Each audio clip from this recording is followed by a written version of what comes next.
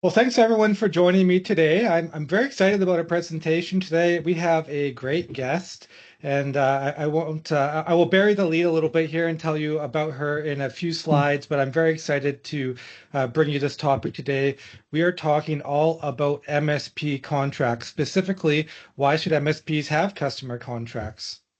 And this is something that we see come up all the time on the M&A side of things. So, I'm really excited to get into the details and to make the argument about why MSPs should indeed have customer contracts. If you're on this webinar, you're probably familiar with the host broker founded by Heartland Ross, who is pictured on the screen there. Heartland founded the host broker about 17 years ago now, and we are an M&A firm, advisory firm and broker in the MSP space. And we also work with web hosts, data centers, and other types of IT services businesses.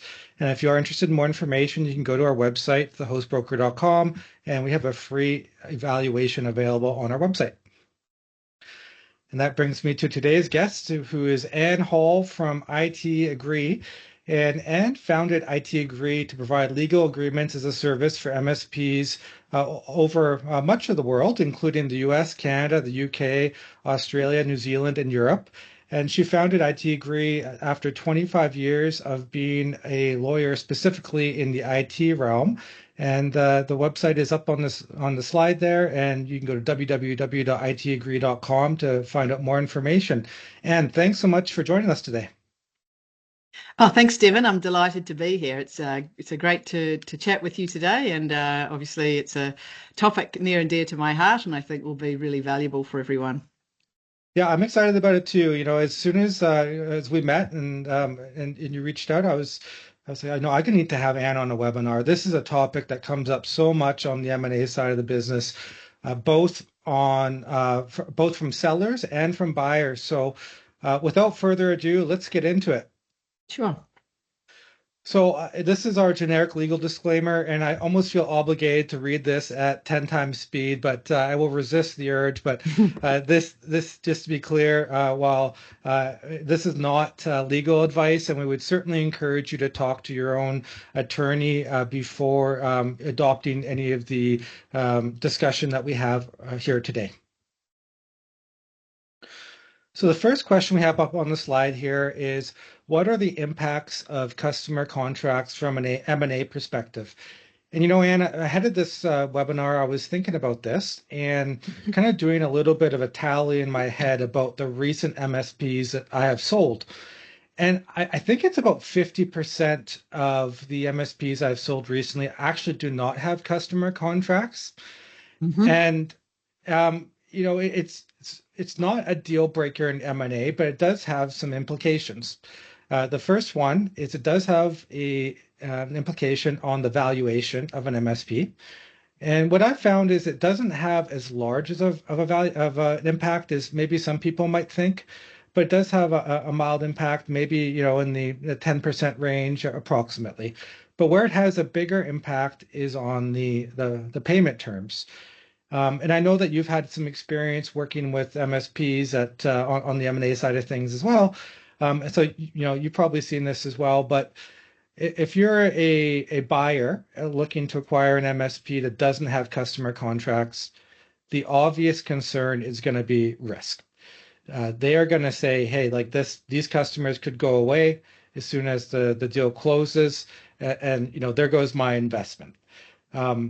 So that is the biggest factor. And what we see is that the buyers are going to want to mitigate their risk, usually by incorporating an earnout or other contingencies, perhaps a contingency that is based on a large customer renewing their contract. So that's the biggest impact I see when I'm working on these deals is it's not so much on the valuation, it's more on the payment terms, and there will be less paid at close with more contingencies. Yeah, I think, in terms of, having contracts, if you look at the process for an acquisition, obviously, you're going to have a due diligence phase. Well, you're going to have, is this an attractive proposition for purchase in the first place? And as you said, not having contracts may not be a deal breaker, but it could make the prospect look a lot more attractive if not only they have contracts that make payment by the customers a much greater certainty, and you can see the term and renewal of term for the duration of the contract. But like you said, the risks, and risks relate to what is the risk for the MSP in this customer relationship, and there's a number of things that would make that prospect much more attractive. When you go into due diligence as a lawyer, there are a few things you're looking at, and obviously looking at the contracts is one thing. It's very, very much more positive if there are contracts, and then looking at the quality and the nature of those contracts. It's quite common to come in and see that the MSP has had some contracts in place, but they may be expired. And so that might then indicate, how well is this MSP being run? How professional is it? How operationally mature is it? So those sorts of factors come into play as well. Yeah, and and one of the factors that we see too come into play is it's not only the buyer who is concerned about the contract, but it's also their lender. And oftentimes it's actually the lender that has a bigger issue with there being no contracts, because they're viewing it strictly from a financial perspective where, perhaps the buyer understands that, as long as they continue to offer good service, it's unlikely that a customer is going to churn and try to find another MSP, especially if that transition is handled well. But from the lender's perspective, they're looking at it as what's the guaranteed cash flow that is going to be generated by this acquisition, which is something that's really firmed up by having those contracts in place. I think also, and this is a little bit of a tangent, but I think certainly relevant, is the way that the valuation is calculated for the MSP. Typically, and you know better than this about this than me, but in terms of a multiple of EBITDA, for example, and so being able to show that strong relationship between revenue and EBITDA. And of course, there's various things you can do to improve that ratio and to make it stronger. Prior to coming into the time zone for when you might want to exit or being prepared for exit, really maximizing that revenue. But also, you can do that from the perspective of getting more customers in, but also getting more revenue from your existing customers. And we see a lot of MSPs with issues around what you can call revenue leakage. And so firming up on those sorts of areas with the right sorts of contracts used properly is a really, really proactive thing that an MSP can do who might be considering an exit. That's a great point. So if you're listening and you are an MSP doesn't have customer contracts, again, it's not a deal breaker. There'll still be a lot of buyers who would be interested in you. But if you're someone who's maybe thinking about selling your MSP sometime in the future, it would be a worthwhile endeavor to get your customers on contracts. Consider reaching out to ITagree to do so. It would be an easy way to do so. And it will help you get better payment terms. And as Dan said, perhaps even increase your earnings as well and get you a higher multiple. Alrighty, so well, thanks for that. Let's move on to our next slide then. And so the question that we have up on the slide here is, what sorts of business risks do MSPs need to be aware of? Yeah, so it's a great topic and obviously a very big one. The sorts of business risks that MSPs probably typically think of would be around the risk of litigation. And of course, that's a worst case scenario.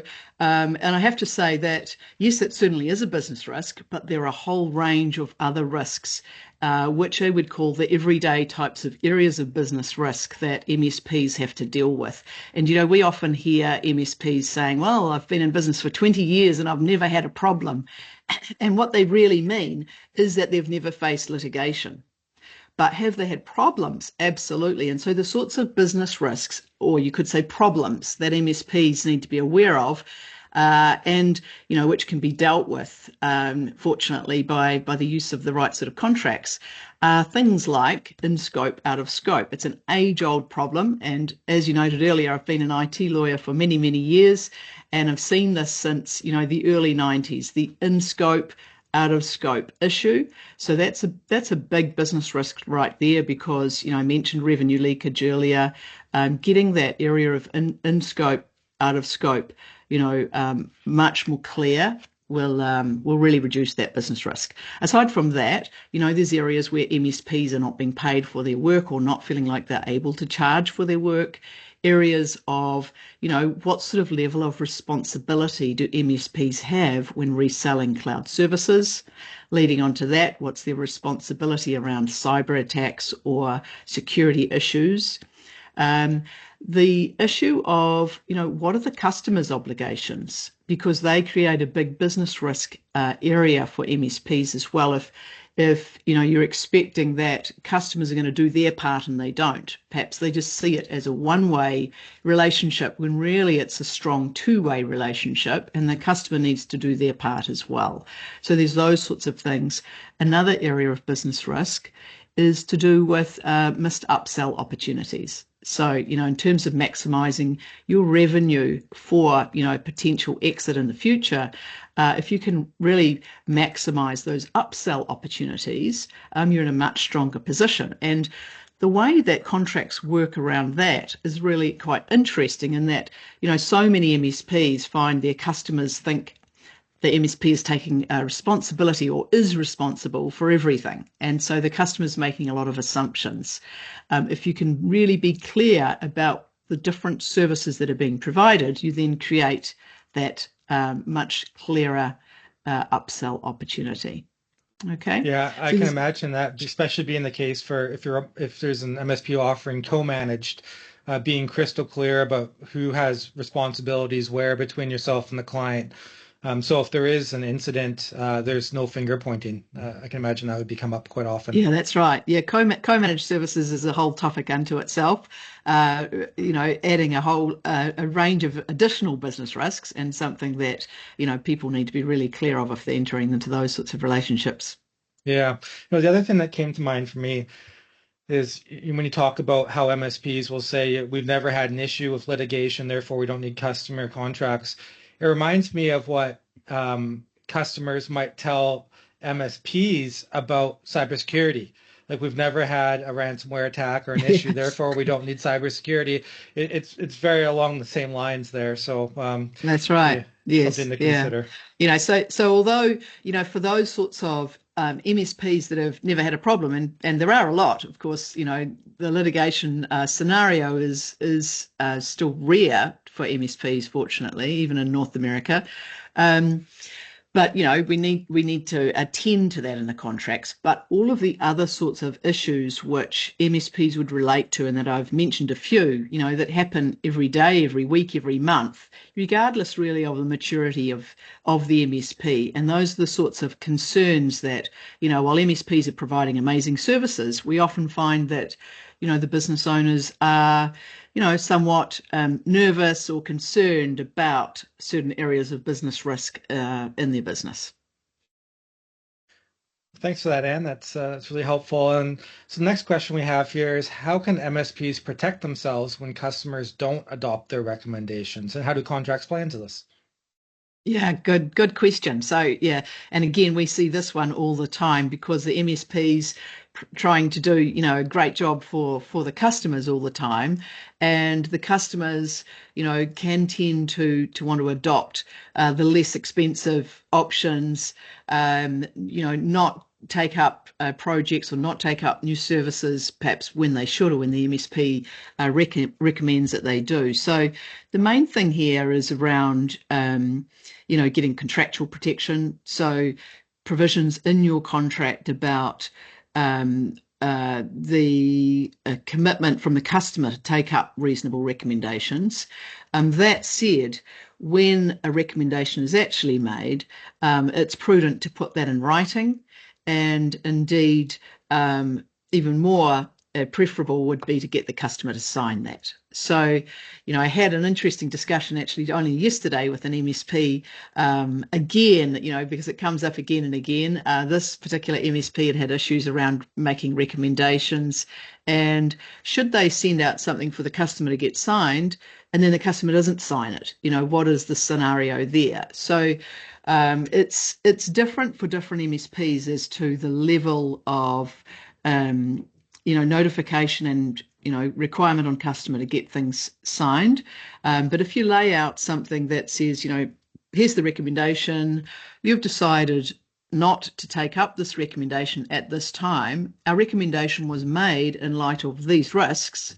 So it's not that the customer could easily say, well, yes, you told us, but you didn't tell us what the problem would be if we didn't take that up. And so I think going that extra step, because the customer, is very reliant on the MSP, and that trust relationship can work against the MSP in the sense of the customer. Well, you didn't really, yes, you mentioned it, but you didn't really make it so clear to me that I knew I had to do it. Otherwise, there'd be dire consequences. So, there are a range of mechanisms that you can use to protect the MSP in those sorts of situations. Yeah, no, and I can imagine that it's important to get that all ironed out before there is a potential incident too. Like, and again, in the idea of like a cybersecurity incident, once that is the incident is underway, that's not when you want to be getting this across. You want to have it clear and the implications clear in writing. And so, make it obvious that if there is an incident that's at that was caused by the client because they didn't implement the recommendations, that any additional services would be extra, for instance. So yeah, it makes sense to me that you'd want to have all that ironed out ahead of time. Absolutely, and we've had, I can just think of one MSP in particular who came to us, and they'd recommended a managed firewall in that particular situation. The customer had decided not to take up that recommendation and just decided to buy the firewall. They had a cyber incident, and after that purchase, and turned immediately to that MSP to say, why have we had this incident? We purchased this firewall from you. Well, that recommendation about getting the ongoing management of the firewall was not in writing. Would have been an easy thing, as you say, to put in place at the time, but that didn't happen. So that MSP owner, Jonathan, had the situation of the customer not wanting to pay for the remediation work, felt that the MSP, it was their fault that they'd suffered that incident. Obviously, an awkward conversation for Jonathan to have with his customer damaged the relationship. And, that kind of grey cloud, as it were, of, is this going to lead into something worse for us? Is there going to be litigation ensuing? And so I think those sorts of considerations, if you can think about that earlier, what would happen if, as a result of the customer not taking up the recommendation, something was to happen, and then, make sure you've got the right protection in place and documented. Yeah, and putting my marketing hat on for a second, even if it didn't get to the point of litigation, even just a bad Google review, so many MSPs are reliant on their Google reviews for SEO and being kind of the first thing that a lot of people see when they're searching up their company, and having your reputation tarnished in that arena is quite a negative from a marketing perspective too. So there's lots of reasons to get those sorts of things in writing. Absolutely. All right, so one thing that I think you probably hear a lot from MSPs is the indication that, hey, no one's reading these contracts anyway. What value do they provide? So what's your answer to that sort of a statement? So for a start, I mean, people should read contracts. It's not so long ago that no one would ever sign a contract without signing. And now that, technology has made that process so much faster and easier, and people are, signing up for apps all the time, just accepting terms and conditions. But when it comes to important business-to-business contracts, your customers should be reading the contract. That said, let's be realistic. They're not going to read necessarily a whole lot of fine print terms and conditions. What you do want them to see is, what are the commercial terms? What is your service commitment? And, what is the basis on which you're providing service? So the more you can do to set that out really nice and clearly in your contract, make it easy to digest and read, the better. That said, you want to also have contracts that don't contain legalese. Your contract should be easily readable by you and understandable by you as the MSP, but also then how is that going to be perceived when it comes to the customer? It should be plain English and easy for them to read as well. So not only, review your contracts for do they make sense to me, but would your customer understand them? Can mean that you need to remove some of the technical jargon. So it's not just legal jargon that gets the rap here, but the technical jargon as well, and all the acronyms really don't mean necessarily a lot to the customer. So looking out for those sorts of things. I think there's an overriding view that, perhaps with some MSPs at least, that, the contract is not that valuable. What's valuable is the trust that's in the relationship. And certainly, when your customers sign up with you, they're doing that because they trust you. They can see that you and your team are, experts in what you're doing. Well, that's their perception.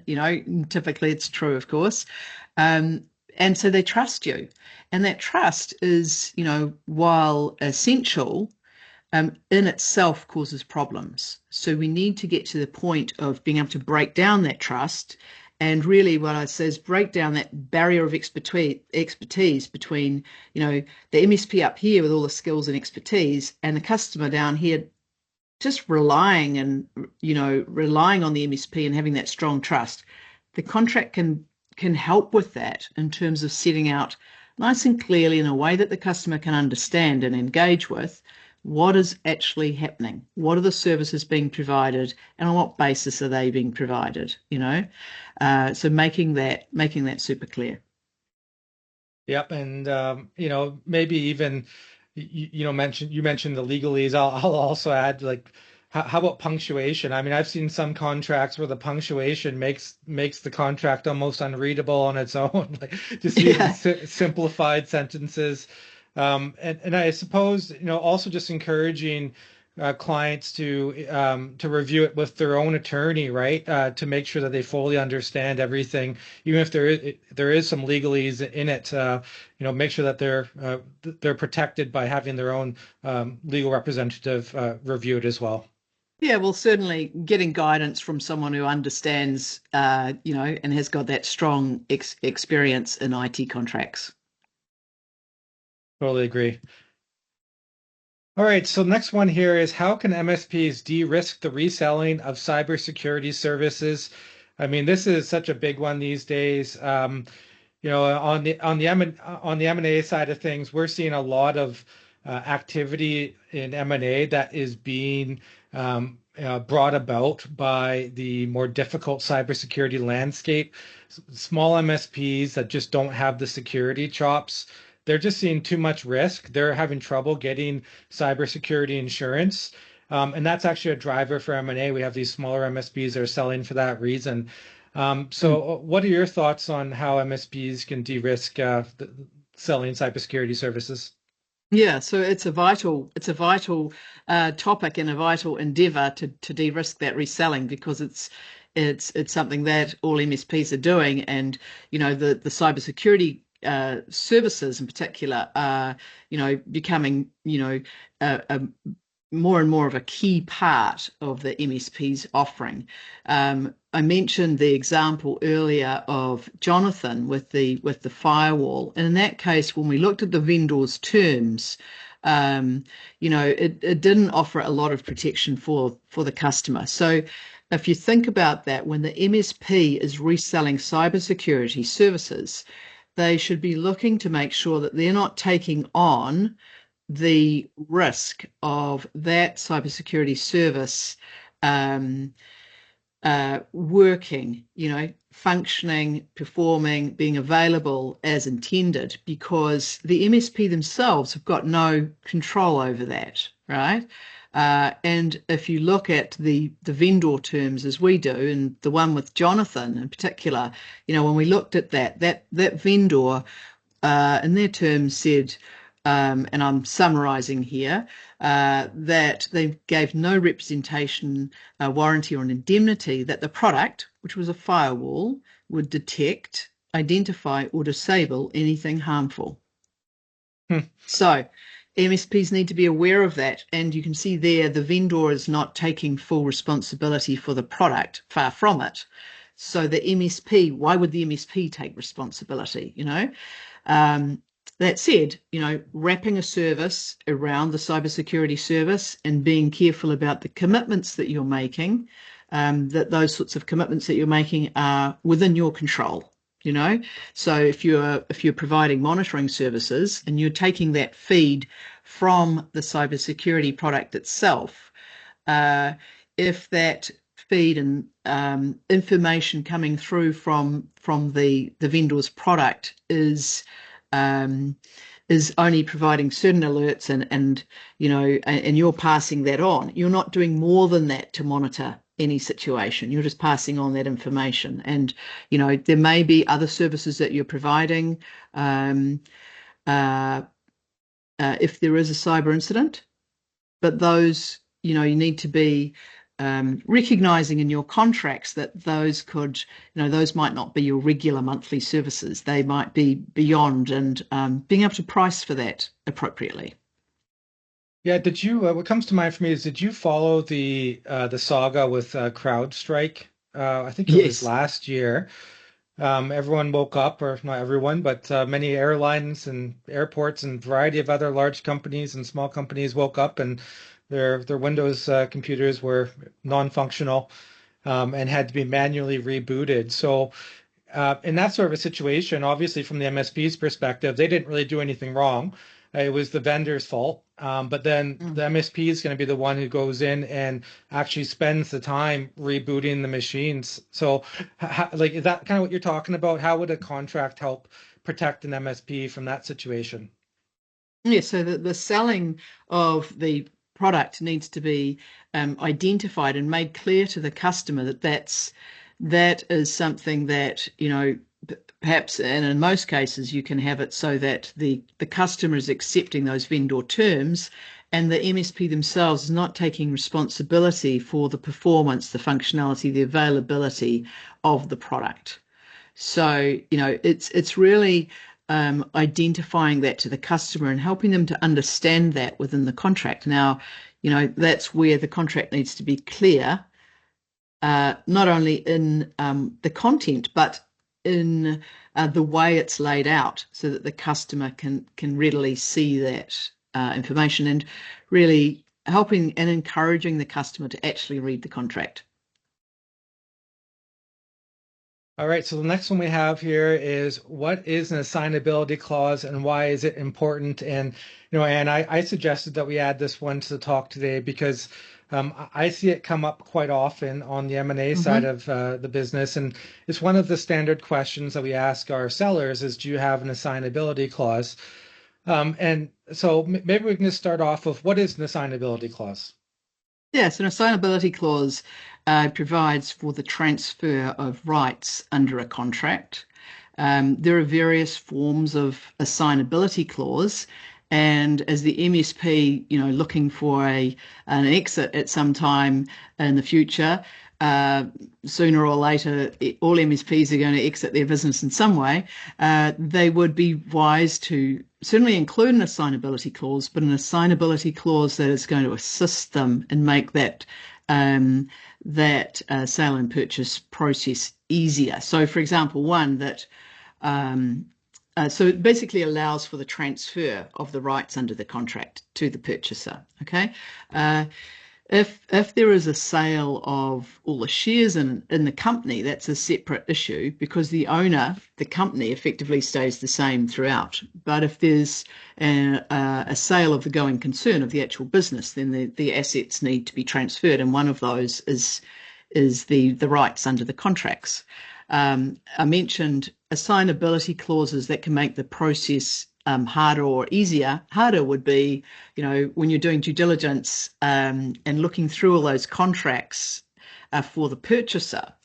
You would look at certainly the assignment clauses is one of the key things you'd be looking at, and you'd be looking to see is there an assignment clause and what is the nature of it. So it could be that assignment is not permitted except for with the customer's consent, and that would require then to go to the customer, each customer, where that clause is in the contract, and get their consent.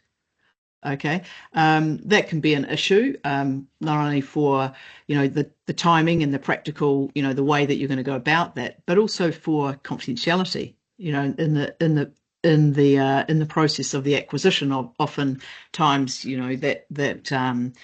that people will want to keep that confidential up until the process is completed and the sale is settled. Yeah.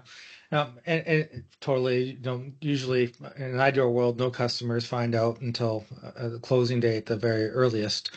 And then they're only informed in a very strategic way.